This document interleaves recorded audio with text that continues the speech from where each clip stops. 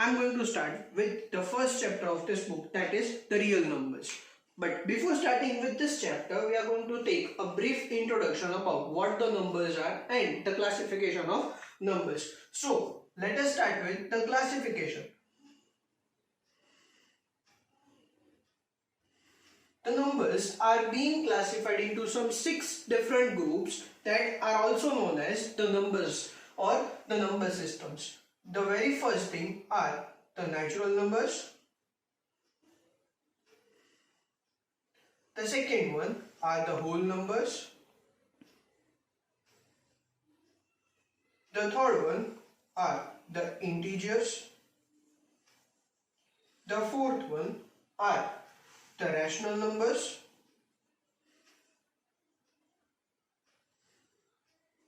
The fifth one are the irrational numbers.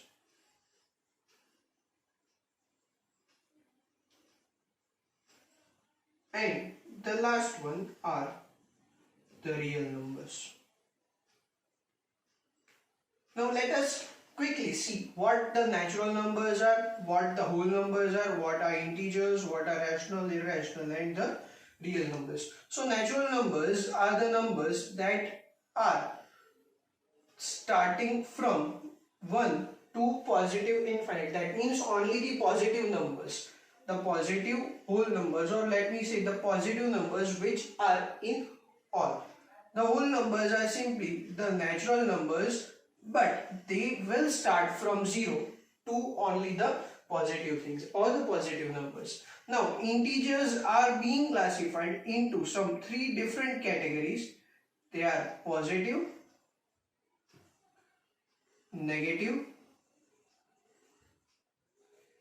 and the 0 itself. Right? So combining these 3 will get a number system that starts with negative infinite to -2, -1, 0, 1, 2 up to positive infinite. These are all the integers. Right? Then we are having rational numbers. Rational numbers can simply be defined in the form of P by Q. The condition being Q is not equals to 0. That means the denominator of this rational number must not be equal to 0. So let me say, for example, 1 upon 2, 3 by 5, 7 by 9. These are all rational numbers. Again, rational numbers can also be decimal numbers also. So let me say, for example, 1.41, 3.64, and so on. These are also the rational numbers. So we are having rational numbers, a group of rational numbers, as the numbers indicated in the form of P by Q, and also the decimal numbers. Note that this decimal numbers here are the terminating decimal numbers. So if the decimal number is terminating, then and then it will be in the group of rational numbers. But what if the decimal numbers are non-terminating? So if the decimal numbers are non-terminating, that will be in the group of irrational numbers. Now what are irrational numbers? That means the numbers which cannot be defined in the form of P by Q. So for example, let me say root 2, root 3, root 5, and so on. Again, we discussed here the non-terminating decimal numbers. So for example, pi. The value of pi we know is 3.14 up to 2 decimal places, but actually the value of pi is infinite, is a non-terminating decimal number. Then again, for example, 22 by 7. Note that this value is of P by Q form, but when you write the value of 22 by 7, it will give you a non-terminating decimal number.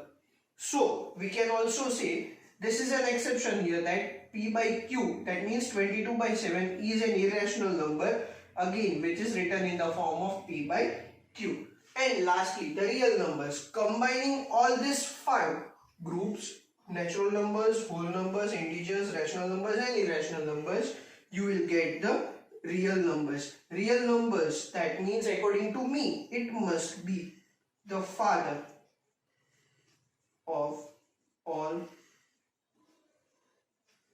numbers. These are known as the real numbers. The father of all number system, or the father of all numbers. That means the real numbers includes natural numbers, whole numbers, integers, rational numbers and irrational numbers all. Right? So this is the brief or short description or short introduction about what the numbers were that we are studying. Okay. So now we are going to start with the first topic actually of this chapter is the Euclid's division lemma, or it is also known as Euclid's division algorithm. Now before starting with this, first of all let us see what a lemma means. In the previous years or in the lower standards we had a term lemma. Lemma, that means it is a proven statement that is used to another statement. See, this is what a lemma means. This is the definition of lemma. This can be asked in a 1-mark question, right? Lemma, that means it is a proven statement that is used to prove another statement. That means the Euclid's division lemma that is already proved before.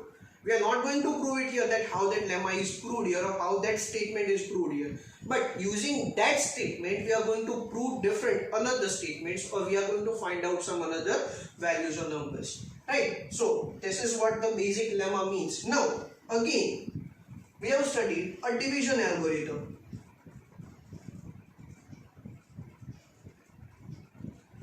In standard 9, yes, the division algorithm for the numbers, and that goes like dividend is equals to divisor into quotient plus remainder. Right? We had a division algorithm that we studied in 9th standard, that was dividend equals to divisor into quotient plus remainder. The same thing is followed here in the Euclid's division lemma.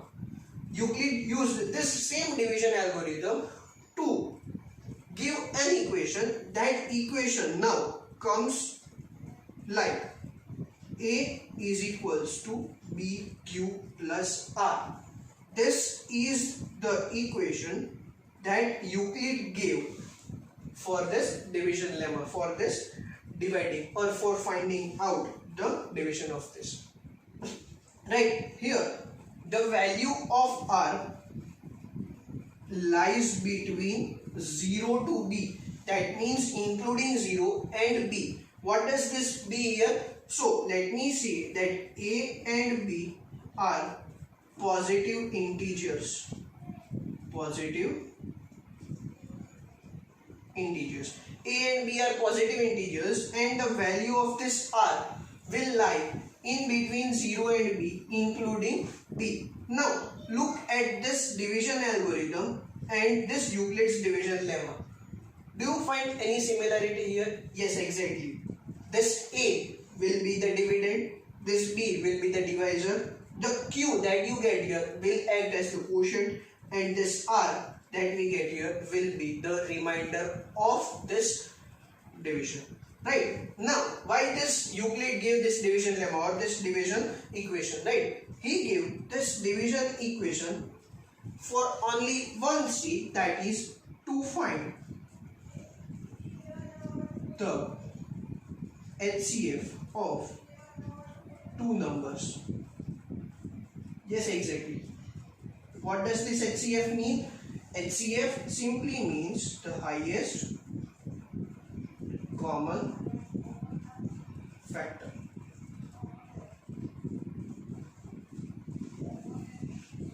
Right? So Euclid gave this division algorithm this equation A equals to BQ plus R so as to find out the HCF of two numbers given. These two numbers given here will be A and B.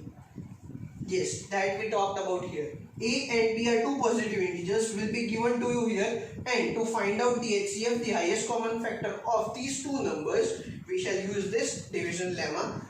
Right? So that is what the Euclid's division lemma is.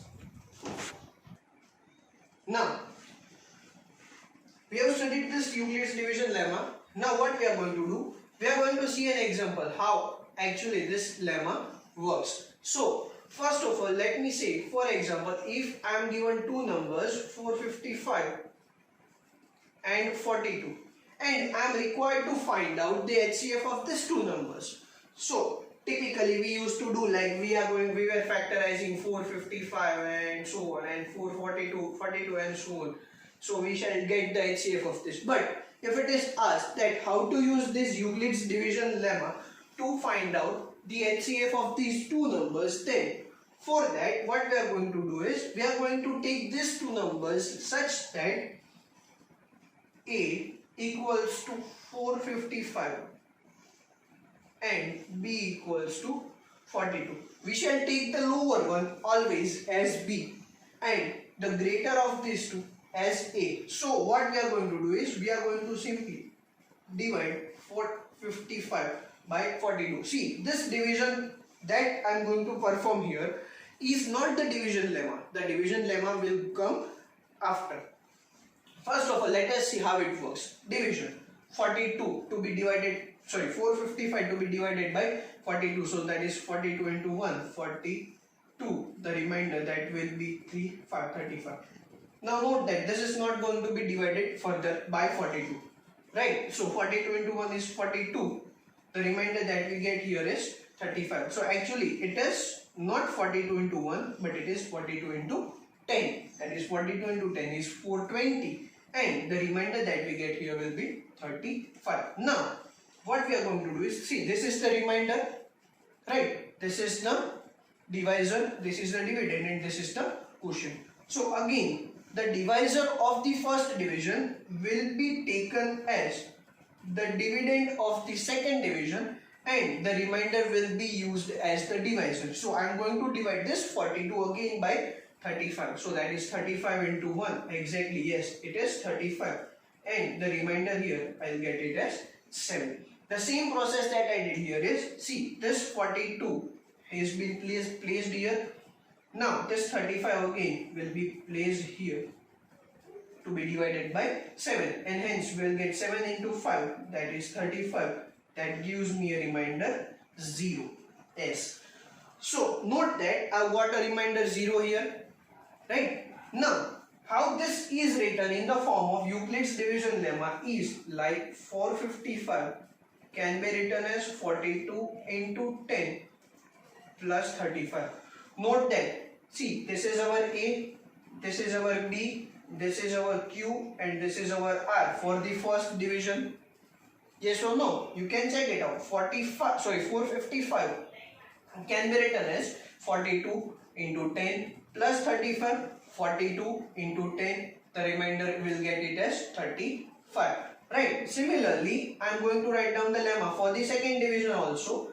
That is 42 can be written as 35 into 1 plus 7. Yes or no? Again check. What did I do? I have divided 42 by 35. So our A will be 42, B will be 35, quotient is 1, and the remainder we got it as 7. Similarly, I am going to write down 35 as 7 into 5 plus 0. Note that the remainder here, you must get it as 0. Right? You must get the remainder as 0. Now see here, what I have said, the main thing, that my remainder must be between 0 to B, including 0. Right? So the value of B here for the last one is 7. So it must be between 0 and 7 including 0. Yes, exactly. It is 0 here. So the division that is performed here is correct. Now, how to find out the HCF using this lemma? So the HCF here is the divisor of the last division or the remainder of the division that is performed before the last division. So you can see that HCF of the numbers 455 and 42 is 7. You can calculate it by yourself using the method that we have used before in the lower standards by factorizing this both, and you can check it out that the HCF of these two numbers are 7. Okay, discussing about the second topic of this chapter, that is the fundamental theorem of arithmetic. Now, what does this theorem states? Let us quickly look at that. Every composite number can be expressed as the product of its primes, and this factorization is unique, right? Every composite number can be expressed as a product of its primes. That means the product of its prime numbers, and this will be unique. But before discussing about this, let us see what are composite numbers and what are prime numbers. Composite numbers are the numbers which have a common factor other than 1. Common factor other than 1. And the prime numbers are the numbers which have 1 as the only common factor between the numbers. Let me say, for example, 12 and 24. Right? So if I say 12, that will be 2 into 2 into 3, and 24 can be written as 2 into 2 into 2 into 3. Right? So this will be 24 and 12. You can see here that this 2, 2 and 3 are the common factors of 12 and 24. But whereas for prime numbers, so if I take the example as 3 and 17, that will be 3 can be written as 3 into 1 and 17 can be written as 7 into 1. So this 17 and 3 has a common factor as 1 and 1 only, that is known as the prime numbers. So prime numbers are the numbers which have 1 as the common factor or 1 as the only factor, and composite numbers are the numbers which are having 1 as not the only common factor, right? So these are the prime numbers and composite numbers. Now, this fundamental theorem of arithmetic is used to find out the factors of such composite numbers in the multiples of its prime numbers. Let me say, for example, if I take an example as a number that is 1250, 1250 or 1250, I need to factorize this. So it would be a tedious task for me to factorize this number, right? But for short, I say 1250. I am going to factorize this number in the form of a ladder division. Ladder division that will start from the very basic prime numbers, that is the basic prime number or the very first prime number is 2, then 3, 5, 7, 11 and so on. These are all the prime numbers, right? So if I divide this 1250 by 2, that will give me 625. Now see, this 625 cannot be further divided by 2. So I am going to check it by 3. Is it divisible by 3? No, it is also not divisible by 3. So I am going to start it with 5. 5 and this will give me 125. Again, if I divide it by 5, this will give me 25. Again, if I divide it by 5, so I will get 5 and 5. And the last one, 5 and 1. So you can see here that these numbers here written are the product of 1250. You can check it. 5 into 5, 25, into 5, 125, into 5, 625, into 2, that is 1250. So 1250 can be written as 2 into 5 into 5 into 5 into 5. See, this is the multiplication of the prime numbers. You can check this 2 and 5 are both prime numbers, right? But now it is not here as the product of the primes. So the product of the primes can be written as 2 into 5 raised to 4. And this is the final answer of the number 1250 as the product of the primes or the power of the primes. You can check it by yourself that you will get the same answer for 1250. Similarly, you can check it for other examples also. One more example I am having here is 3825. You can check it by yourself. 3825. This will give you the answer 3 square into 5 square into 17. Right? Check it by yourself. Try it by yourself by the same ladder division.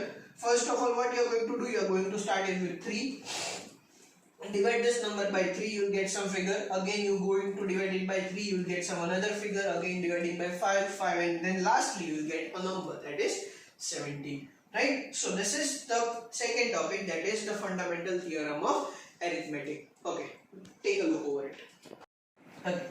Now let us take an example of these two numbers, that is 96 and 404. We are going to find out the LCM and HCF of these two numbers using the theorem of arithmetic, the fundamental theorem of arithmetic. So first of all, what we are going to do, we are going to express these two, 96 and 404, as the product of their primes. Okay, find out these two numbers, find out the product of these two numbers by yourself. You will get an answer 2 raised to 5 into 3, and that is 2 square into 101. Right? So you will get the product of their primes, that is 96 equals to 2 raised to 5 into 3, and 404, that is 2 raised to 2, or 2 square into 101. Right? So we have expressed these two numbers as the product of their primes. Now using this product of their primes, we are going to find out the LCM and HCF of these two numbers. So the LCM of these two numbers, that means the common factors between these two, will be taken only once, that is 2 raised to 2. That is the common factor between these two numbers. Right, now the remaining numbers will directly be written as it is. So that is 2 cube into 3 into 101. The value of this, that you will get it as the product of this prime. So this can be written as 9696. Multiplied by yourself, you will get this as 9696. And the HCF of these two numbers is the common numbers only, that is 2 raised to 2, and that is 4. So the LCM of these two numbers, 96 and 404, that will be 9696, and the HCF of these two numbers will be 4. Right? Now similarly, if I am having three numbers, that is 6, 72 and 120, and again if I am asked to find out the HCF and LCM of these two numbers, then again let me express this 6 as 2 into 3. Right? This 72 can be written as 2 into 2 into 2 into 2, 4, 8 into 3 into 3, that is 2 cube into 3 square. Right? And 120, this can be written as 2 into 2 into 5.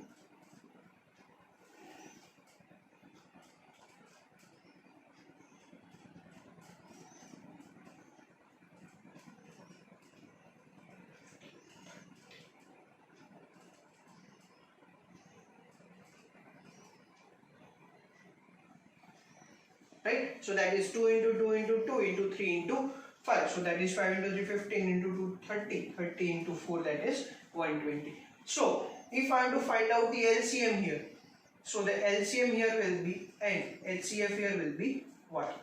So LCM, that means what are the common factors here? 2. Then I am having 3 as a common factor.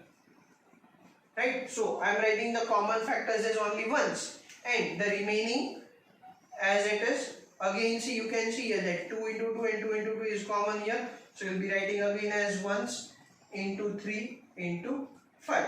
So that is 5 into 3, 15. 15 into 2, 30 into 2, 60. 60 into 6, that is 360. That will be the LCM here. And the HCF here will be 2 into 3, and that is 6.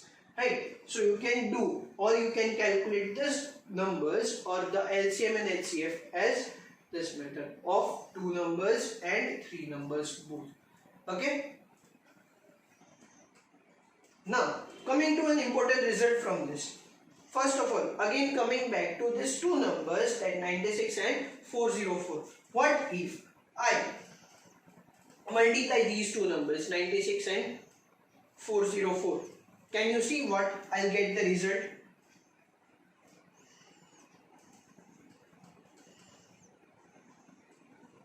Give me the results of these two, 96 into 404 and 9696 into 4.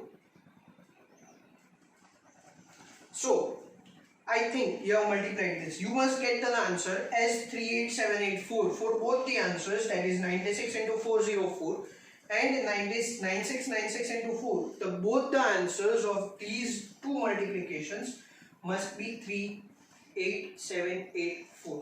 Right? This gives me an important result. What? That the multiplication of two numbers A and B is exactly equals to the multiplication of their HCF and their LCM. Right? So, the multiplication of two numbers, we had the two numbers as 96 and 404. Right? Their HCF and LCM were 4 and 9696 respectively. The product of these two, that means 96 and 404 and 9696 and 4 is exactly equal. That means coming to an important formula, that product of two numbers is equals to HCF of A comma B multiplied by LCM of A comma B. Here the two numbers are A and B. Right? This is an important formula that is to be remembered. Is it clear? The product of two numbers is equals to HCF of two numbers multiplied by the LCM of two numbers. Starting with the last topic of this chapter, that is rational numbers and their decimal expressions. Now, we have already studied what rational numbers are. Rational numbers are the numbers which can be expressed in the form of P by Q, provided Q must not be equal to 0. And decimal numbers, we already know the basic definition. That means decimal numbers are the numbers which are expressed as points. Point मजे रखी शकाय बधाने decimal numbers, right? Now, what these rational numbers can be written and in their decimal expansions. Let me see, for example, like if I am having a decimal number like 0.375, basically what can I write it? 375 upon 1000. Good. 375 upon 1000. That can be again written as 375 upon 10 raised to 3. 1000, that is 10 raised to 3, right? Is it clear? If I am having a number like 0.0874, then what can I write it like? I can write it like 874 upon 4 zeros, that is 10,000, or you can also write it as 874 upon 10 raised to 4. These are quite simple. That means this decimal numbers are very simple to express them as the rational form. See, this is the rational form, P by Q form. You can see them clearly, right? But what if I am having a number like 3 upon 8? I need to write it in the form of a decimal number. Can you know what? Can you know what will be the division of this 3 by 8? Yes or no? Yes, right? So the division of this 3 by 8, that is exactly equals to 0.375. Magic. 3 upon 8, that is 0.375. Right? How? So before completing this division, let me see, or let me say it like this. 3 upon 8 can be written as 3 upon 2 cube. Yes or no? Now what if I multiply by the same powers as this 2 have as that of 5, right? That means here there is 2 cube, I shall multiply with 5 cube. Here it is 2 cube, I am multiplying with 5 cube. So if I multiply in the denominator, again I need to multiply in the numerator also. So this can be written as 3 into 5 raised to 3, that is 125 divided by 2 into 5 whole cube. You can apply the rule of the power here. That means multiplication of two numbers with the same power. That will be multiplication of both the numbers and the power will get the common here. And that will again give me 125 into 3, that is 375 upon 10 cube, that is 0.375. Is it clear? So we have started with 0.375. We have written it as 375 upon 10 cube. and this 375 upon 10 cube can again be written as 3 upon 8. So what you can say is that 0.375 can be written in the form of a rational number as 3 upon 8. Is it clear, everyone? In the same way you can do it for the rest of the numbers also. Here it is 10 raised to 4. So if I write it as 2 raised to 4 into 5 raised to 4, that will again give me the same result. So that is about the rational number in the form of a decimal expansion, right? Coming to a conclusion that any rational number can be written as decimal number provided the denominator of the rational number must be of the form 2 raised to n into 5 raised to m. The denominator of the rational number must be of the form 2 raised to n into 5 raised to m. That means if I am having x as p by q, then this can be expressed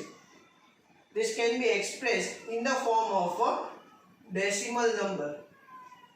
How decimal number? That means there will be a terminating decimal number. This p by q can be expressed in the form of decimal, that is terminating decimal number, if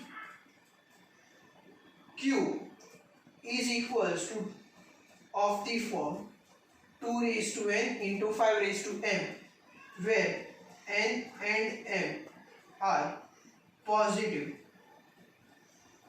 integers. Right? If m and n are positive integers, that means if the denominator of any rational number is of the form 2 raised to n into 5 raised to m, then that rational number will give me a decimal number which is terminating. That means that decimal number will be a terminating decimal number. You can check out for the example that we took here, that 0.375, this was written as 3 upon 8. So if I say that I am having a number 3 upon 8, that means q is 8 here. Q, that means the denominator, 8 here, and this can be written as 2 cube into 5 raised to 0. 5 raised to 0, that is acceptable because 5 raised to 0 is 1. So 2 cube into 5 raised to 0, that means 2 raised to n into 5 raised to m. So that will give me a decimal expansion which is terminating, and that is 0.375. That is the best example that we are having right now. Right? So that is the rational numbers and their decimal expansion. Again, let me repeat. Any rational number can be written as a decimal number, that means terminating decimal number, if the denominator of the rational number is of the form 2 raised to n into 5 raised to m.